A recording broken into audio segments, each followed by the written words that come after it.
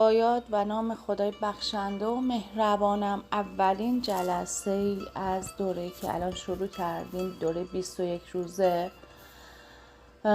آغاز میشه. شمعی روشن کردیم به نیت برآورده شدن آرزوهای تک تکمون و به نیت آرزوهای مردم ایرانمون. ولی خب به هر حال انرژی این جمع خیلی بالاتر میره و از این انرژی به خیلی ها انرژی زیاد میرسه. ما قبل از اینکه شروع کنیم برای تصویرسازی و ارسال انرژی یه مدیتیشن کوتاه داریم و در این مدیتیشن شما با یکی از مهمترین اشخاص زندگیتون ملاقاتی بسیار صمیمانه خواهید داشت و امروز این کار انجام میشه و اون شخص کسی نیست جز شخص شخیص خود شما که متاسفانه ازش غافل هستید. به فکر مشکلات، به خاطر چالش ها، به خاطر ترس ها نمیبینیمش، اصلا بهش توجهی نداریم. ساعت ها، روز ها، لحظه ها کنارمونه ولی ما ازش غافلیم. کنارمون نشسته، فکر کنیم معشوقت کنارت بشینه، تو لحظه های زیادی رو بخوای در مورد غم و قصه هات باهاش حرف بزنی. میگه خب باشه، حالا خود با من حرفای خوب بزن، باز تو حرفی مثلا از ترس هات میزنی. میگه خب باشه، حالا خود با هم حرفای خوب بزنیم، بیا حرفای عاشقانه بزنیم. بعد تو بگی آره مثلا اینطوری شروع کنیم به سرزنش کردنش. ما دقیقاً با این شخص ارزشمند وجودمون همین کار رو انجام میکنیم و اینی که حالا مثلا میخوایم جذب عشق داشته باشیم، جذب ازدواج داشته باشیم، رابطمون با همسرمون خوب بشه، نخواهد شد. حالا یا اگر ازدواج بکنیم اون درک واقعی از ازدواج رو نخواهیم تجربه نخواهیم کرد، چون با ارزشمندترین، منحصر به فردترین، خاصترین فرد زندگیمون که حیات اون حیات ما هست، یعنی خودمون، حالمون خوب نیست، رابطمون خوب نیست. پس ازتون میخوام در مدیتیشن امروز که ملاقات با خودمون هست، ارتباط با خودمون هست، اون ارتباط رو برقرار کنید. یعنی وقتی بهتون میگم میری و جسمت رو میبینی، پاهاتو میبینی، برای این شخص شخص نور بفرست، انرژی مثبت بفرست، بذار حالش لحظه به لحظه بهتر و بهتر بشه. بچه‌ها ما هر چقدر با خودمون حالمون خوبتر باشه، با خودمون مدارا بکنیم، خودمون رو کمتر سرزنش بکنیم، دنیامون زیباتر میشه. خودمون کمتر سرزنش کنم، اطرافیانم هم کمتر سرزنش میکنم، پس رابطم با اطرافیانم هم عالی میشه. ازتون خواهش دارم توی این مدیتیشن حواستون باشه. وقتی فکرت میخواد بره ازش بپرس کجا میخوای بری، میخوای چی کار کنی. ما با تصمیم‌های ذهن به هیچ جا نمیرسیم، نهایتش شد همین. چند روز پیش عکسی دیدم که خیلی مردم ایران، یعنی فیلم و عکس که مردم ایران شادی میکنن شاه رفت برای رفتن شاه. بعد با خودم گفتم خیلی اون تصویر منو به فکر فرو بردش. گفتم واقعا شاید شاه خیلی بد بوده، ما چه میدونیم، و رفتنش انقدر باعث خوشحال شد. شاید هم خیلی خوب بوده، شاید هم معمولی بوده، ولی یک تصمیمی که حالا مثلا یک جمعی، یک گروه چند 10 میلیونی که روی ذهنشون تصمیم گرفتن، شاه مملکتشون رو خارج کردن. باور کنید الان هم اگر بخوایم ذهنی تصمیم بگیریم و بگیم باید این حکومت عوض بشه، هیچ اتفاقی نمیفته، چون ما داریم بر اساس ذهنمون پیش میریم. بخوای بر اساس ذهنت ازدواج کنی، ازدواج موفقی نخواهی داشت. بخوای بر اساس ذهنت و فکرهای ذهنت رابطت رو مدیریت کنی، ذهن همش میگه تو داری خیانت میبینی، تو داری اینو میبینی، تو داری اونو میبینی و خیانت رو خواهی دید. بخوای بر اساس باورهای ذهنیت شغلی رو آغاز بکنی، تو اون شغل موفق نمیشه. کما اینکه خیلی از ما سرمایه گذاری کردیم توی زندگی و موفق هم نشدیم. از باورهای ذهنی باید فاصله بگیریم. این ذهن ما رو به مقصد نمیرسونه.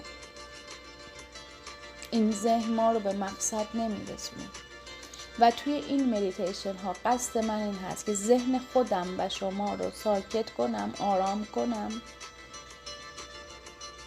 و بذارم تصمیم ها بر اساس الوهیت هم باشه. من کی با الوهیت درونی میتونم ارتباط برقرار کنم؟ زمانی که ببینم خودم رو، زمانی که خودم رو بشناسم، قدرت های خودم رو بشناسم.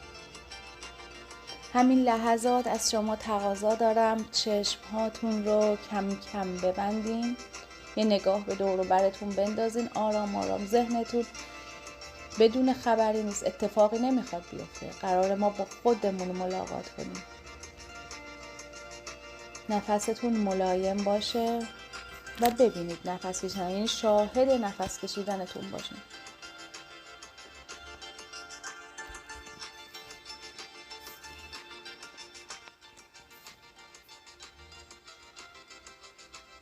یه نفس ملایم بکشین. نفس که میکشید یک مکث بکنید و بعد بازدم رو انجام بدید. این نکته رو در نظر داشته باشین. وقتی که نفس ملایم میگن بکشین، نفستون ولی عمیق باشه، یعنی کاملا تمام بدن شما رو انگار پر از اکسیژن میکنه، اما آرام باشه. نمیخوام نفس عمیق بکشید، یعنی از نظر سنگینی اینطوری نمیخوام باشه، میخوام خیلی ملایم. یه نفس ملایم دیگه بکشین.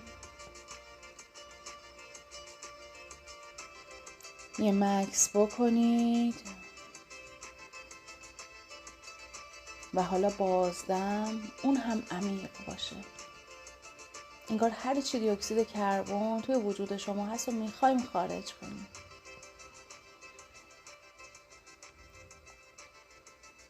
نفس ملایم دیگه بکشین.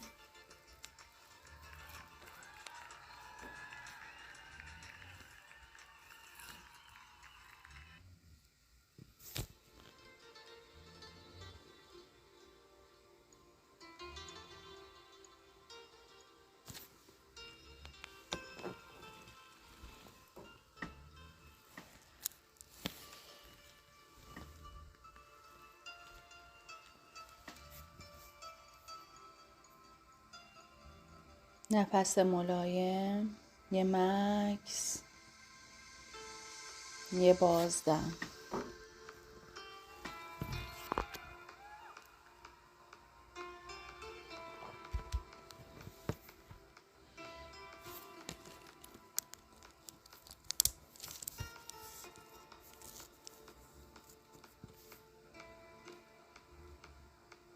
نفسی ملایم بکشین دوباره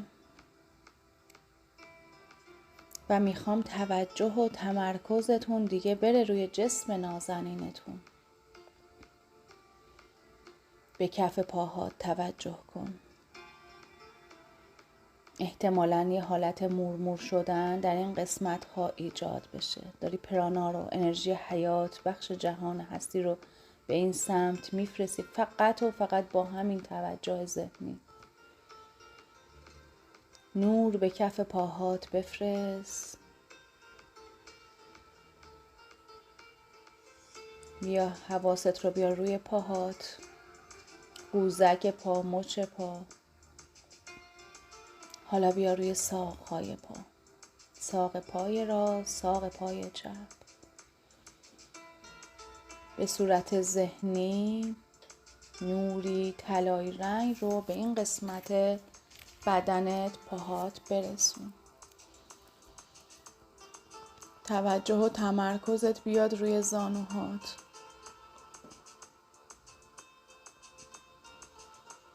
نوری طلایی رو به زانوهات بفرست.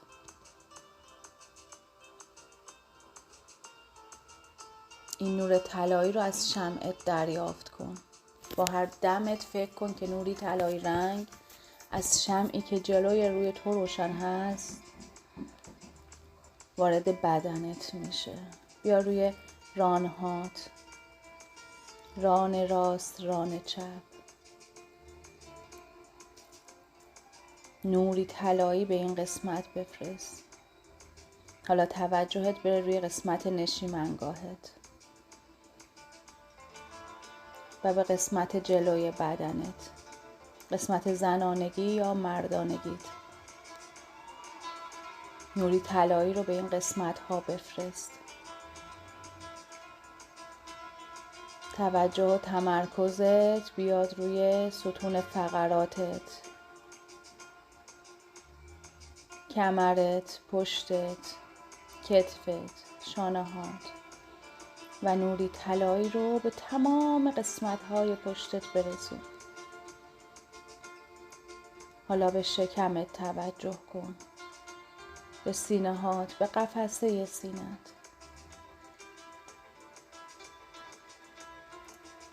به گردنت، به گلوت. نور طلایی رو به گلوت بفرست.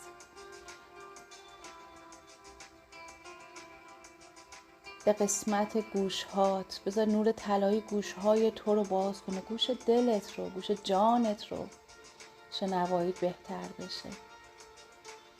حالا دست راستت، بازوهات، آرنج، ساعد، کف دست، روی دست. ببین با نور طلایی که وارد دست راستت کردی چه قوتی گرفته، چه قدرتی گرفته. بیا سمت چپ بدنت، سمت چپ دست ها. دست راست رو کاملا بهش نور دادیم، حالا سراغ دست چپ بیا. زیر بغل، بازو، آرنج، ساعد، کف دست، روی دست، انگشت ها. حالا میخوام اجزای صورتت رو ببینی که با این نور طلایی شفافتر میشن. قدرت بینایی تو داره بیشتر میشه. نور به چشمات اومد با این رنگ طلایی. قدرت بویاییت بیشتر شد. این نور طلایی وارد بینی تو شد. دهانت، شقیقه هات، پشت سرت، روی سرت و قسمت تاجی سر. حالا کم کم میخوام بری در سکوت به جسمت سفر کنی، به خودت، با خودت باش.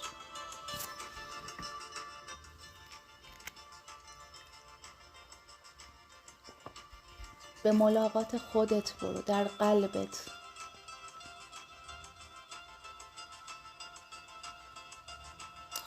خودت رو بغل کن به صورت ذهنی. کی از خودت بهتر؟ کی از خودت عزیزتر؟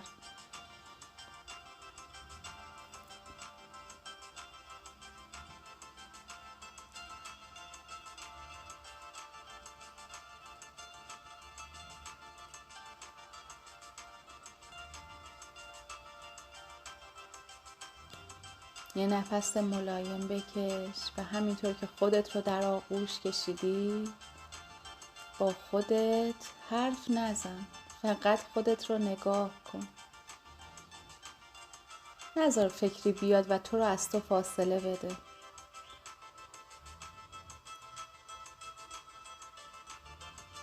با لبخند به خودت نگاه کن.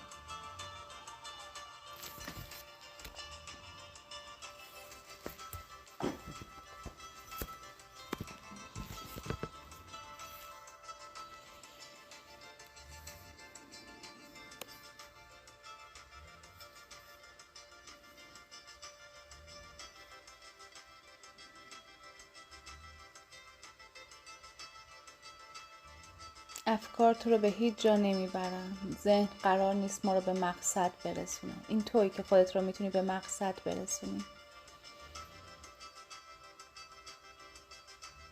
خودت رو در فکرت نوازش بکن. خودت به خودت محبت بکن.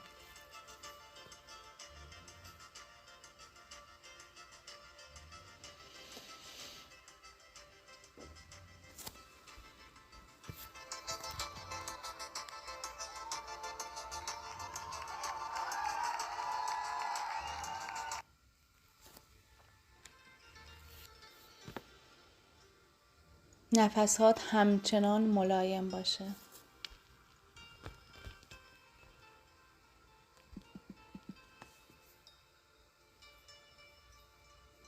نفس ها ملایم.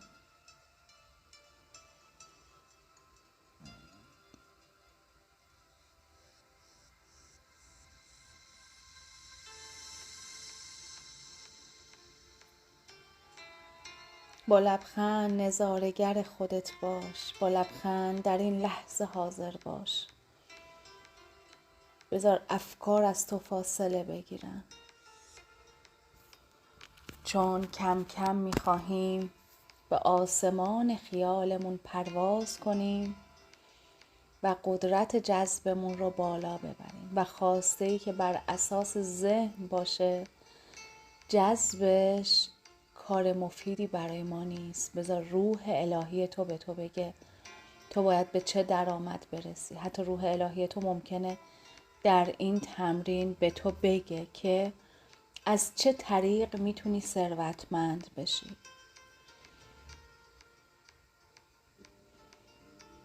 ملایم و آرام نفس بکش.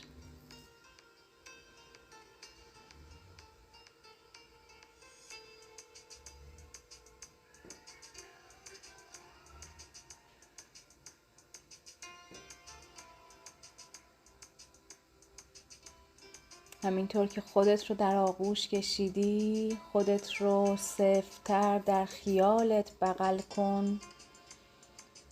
بوس کن خودت رو و چوب جادوییتون رو بردارین.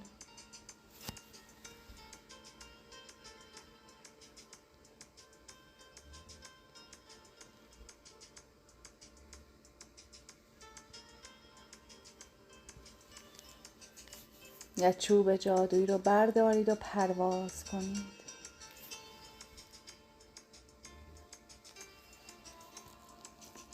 پرواز کن به آینده خودت.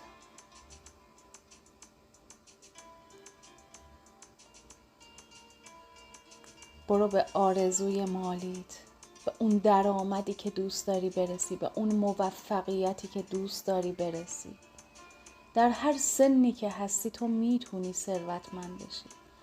اگر دانش آموزی یا اگر مادر بزرگ یا پدر بزرگی، از تو نگذشته برای تو هم زود نیست دانش آموز عزیز. چرا فکر میکنیم از 25-6 سالگی تا 40 سالگی باید به موفقیت برسیم؟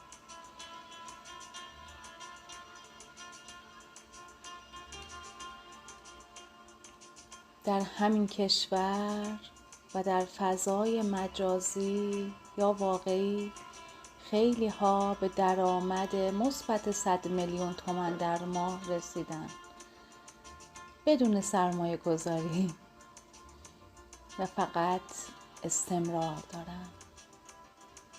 شاید تو هم یکی از همونها بشی. ببین که چند ماه آینده است و این جمعی که الان اینجا هستن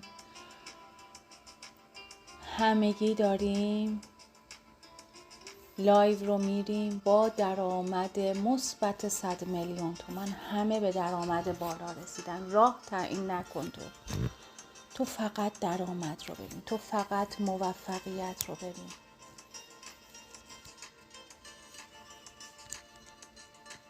منم که دارم مجازی آموزشش رو میدم، ببین از این آموزش ها به موفقیت رسیدی، به ثروت رسیدی. ببین تمام بچه های این جمع به موفقیت رسیدن. فقط خودت رو نبین. همین لحظات بچه های پاکسازی ما هم برای شما شروع کردن به ارسال انرژی.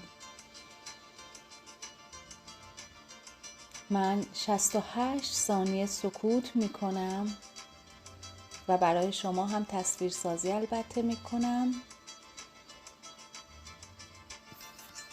که این آرزومون سریعتر برآورده بشه. بسم الله الرحمن الرحیم رو میگیم و 68 ثانیه ما از همین لحظه آغاز میشه.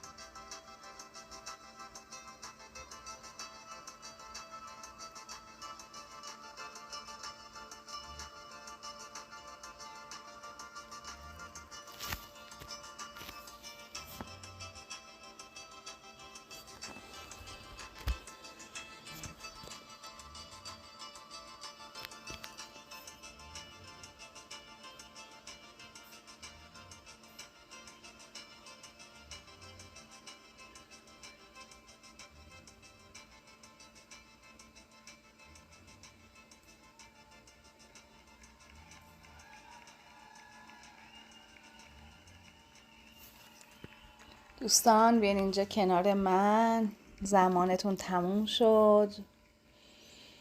متاسفم، لطفاً مرا ببخش. متشکرم، دوست دارم. خدای هزاران بار سپاس که دوستان من به آرزوهاشون رسیدن، آرزوهاشون رو جذب کردن.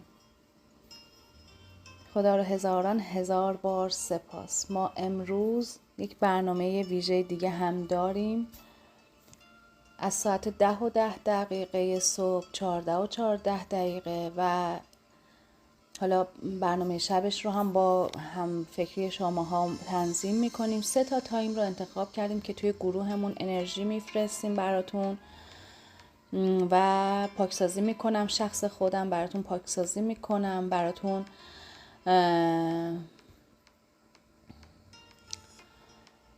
وایس میفرستم در این 3 تایم که